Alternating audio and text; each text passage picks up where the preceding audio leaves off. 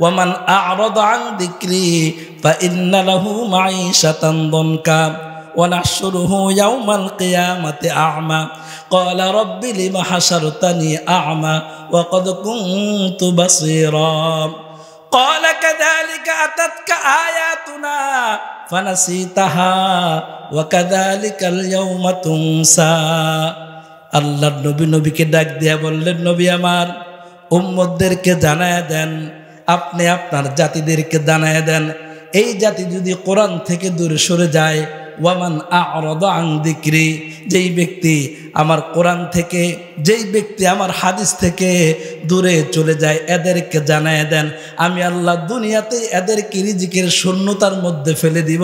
আওয়াজ করে বলেন কথা ঠিক কি না?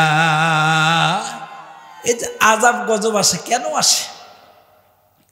মুসলমান ইমানদার তালাশ করে দেখেন নাই, চিন্তা করে দেখেন নাই, বিশ্লেষণ করে দেখেন নাই?